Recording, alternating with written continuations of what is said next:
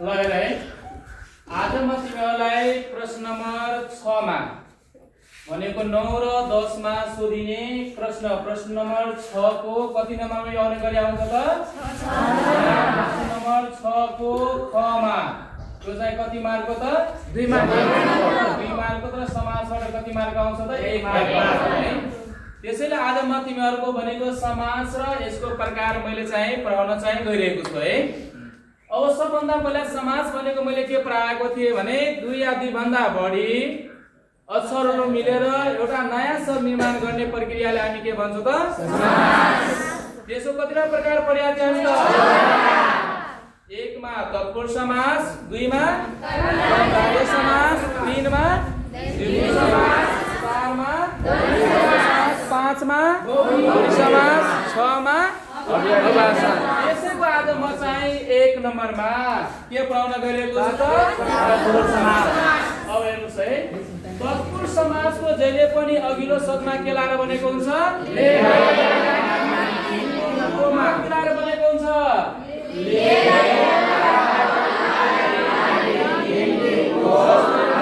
हेर जस्तैमा वचनले बद्ध के हुन्छ अब वचनबद्धको अर्थ के हुन्छ त वचनले बाँधेको। किनभने मान्छेको भनेको बोली र गोली भनेको बराबरै हुन्छ।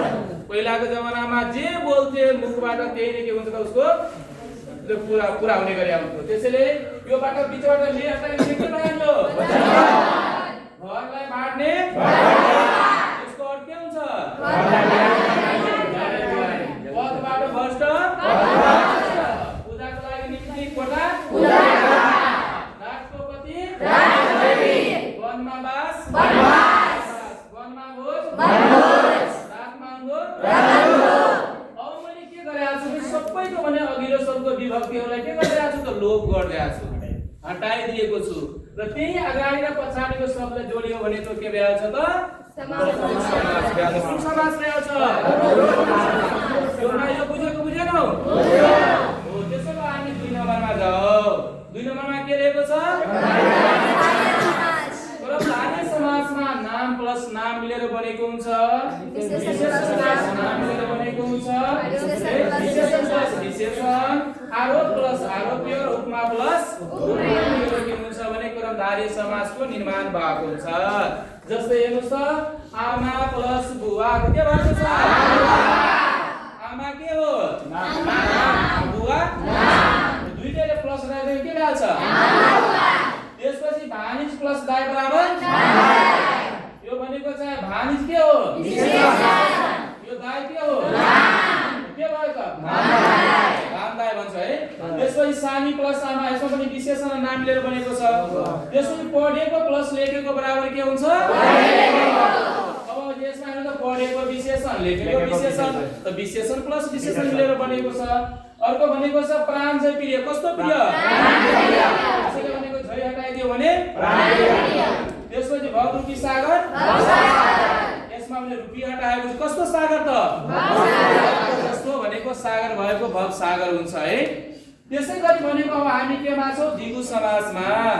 द्विगु समासको सुरुमा के हुन्छ त संख्यावाची शब्द हुन्छ के हुन्छ संख्यावाची शब्द 2 3 4 5 6 7 8 9 10 सम्म हामी संख्या लेखेका छौं हो। संख्याले पनि अलिकति चेन्ज गर्ने 2 लाई 2 मा 3 लाई 3 लाई 3 मा 4 लाई 4 मा 5 लाई 5 मा मैले यहाँ पनि लेखाएको छु छ नि है। त भनेको 2 वटा नदीको समूहलाई के भन्छ हैन यताबाट पनि एउटा नदी आउँछ उताबाट दुईटै एकै ठाउँमा मिलेर त्यसलाई के भन्छ हामी त्यसैमा 3 कोनिया भन्छ नि 3 कोनिया भने के त एउटा एक ठाउँमा मिलेको चाहिँ मिलेको हुन्छ त्यसलाई 3 कोनियामा राख्दै आउँछ हो हैन। त्यसले 3 कालको समूहलाई 4 मासको समूहलाई 5 वटा अमृतको समूहलाई 5 अमृत भने के त 5 जस्तै हामीले व्रत बस्दाखेरि पूजा गर्दाखेरि त्यो अनि चन्दा के कुन अमृत बनाएको हुन्छ नि त्यसमा भनेको तपाई भनेको चाहिँ के रे गाईको दूध त्यसपछि भनेको चाहिँ के रे मह अरु के मिलाएर 5 वटा बनाएको हुन्छ नि त्यसलाई 5 वटा भनेको चाहिँ अमृत सबै पञ्चामृत भन्छ हामी है। त्यसपछि 6 वटा अमृतको समूहलाई सातवटा ऋषिको समूहलाई सप्तऋषि, सातवटा कोशीको समूहलाई सप्तकोशी। किन सप्तकोशी भनेको छ? किनभने कोशीका जम्मा 7वटा सहायक नदीहरू छ, त्यही सबै कोशीहरू मिलेको कारणले सप्तकोशी भन्छ हामी है। त्यसपछि 9वटा रत्नको समूहलाई नवरत्न। यो त झन् सबभन्दा सजिलो। 5वटा मात्र संयोजक हुन्छ, र वा अथवा पनि 5वटा संयोजक लगाएर बनेको हुन्छ। त्यो संयोजक बीचबाट द्वन्द्वको अर्थ के हुन्छ? झगडा। त्यो झगडा लगाउने काम कसले गर्छ त? संयोजकले।